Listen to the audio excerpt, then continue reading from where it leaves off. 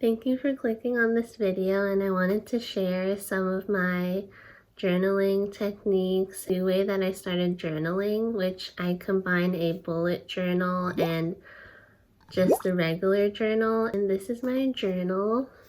I put a lot of stickers on the outside, and it's all about just making it accessible to you and really how you want it to look like, so that you're kind of gravitating yourself to just sit down and journal for yourself every day or whenever you feel like it. And I made this sticker and this one, and I kind of just added other stickers that I've been collecting, and I really love this one. It says I'm 85% okay, which I think is really funny, and I got it from the artist named Artwork. So let's start the video, and at the end I'll kind of come back in and share some journaling tips that I feel have really worked for me, and I want to share it with you all.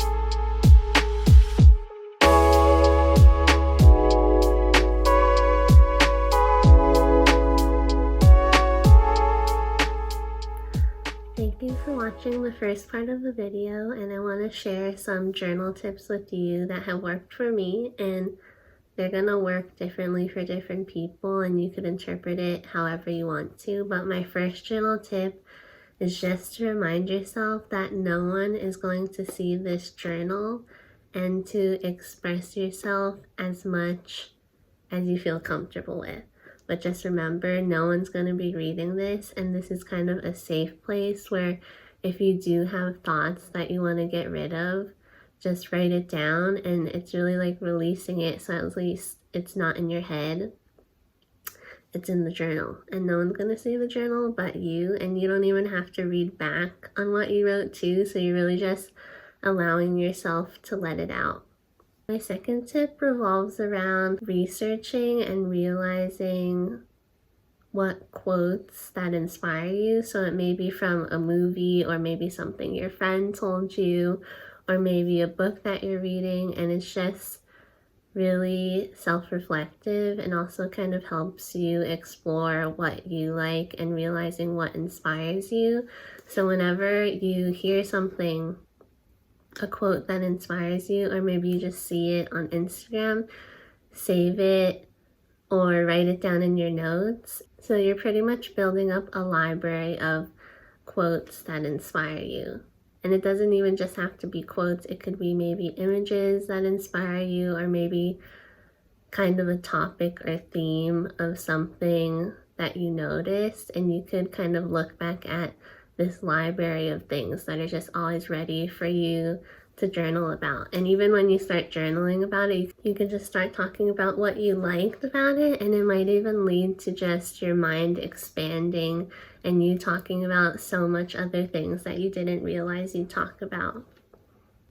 My third and final tip would be to write down reflective questions, and you don't have to answer these right away, and just kind of spread them throughout your journal, because you may be journaling consecutively, and then all of a sudden you'll see this question that you wrote down in your journal, and it might even be perfect timing. Maybe it's a day where you didn't know what to write about, and you'll find this question, and it'll really help you expand and open another part of your brain that makes you think about yourself. I was very critical about myself, so I thought being so self-reflective was a bad thing, but you could turn it into something good, because when you are self-reflective but you don't have that negative mindset of judging yourself all the time, you can also use it to realize a lot of things about yourself. So I feel like these questions, when you're ready, you'll be able to explore yourself and be kind to yourself for just realizing it. And that's the most important thing to start with, is just realizing things about yourself and accepting it. Because you know that saying where people always say like, oh, you have to love yourself first before you can love someone else, or you just have to love yourself first to be complete, which is true. And to me, growing up, it just sounded so daunting, because I'm like, where do I start loving myself? Like, how? Like, I couldn't even comprehend how to do that. A lot of this year, I've been just reading a lot of self-help books, doing these like different journaling topics, and it's helped me learn a lot about myself. And I have to say, yes, loving yourself is the most important thing. But I think to start, it's important to realize either to love or to accept things about yourself. I can both accept and love myself, because there's always love inside of us. It's just kind of realizing those things about yourself that you're hard on yourself for, or you just kind of neglect because you think it doesn't make you a nice overall human being. But if you kind of just notice them, realize it, and accept it, that's like pretty much love in itself. Like, you could just say, I accept these parts about myself, and that's already showing yourself love. It doesn't always have to be like overly positive. Just noticing and accepting is good enough. And just because you accept it doesn't mean you're like pushing it off and not working on yourself. I think just noticing and accepting is kind of that first step of progress if you do want to work on yourself.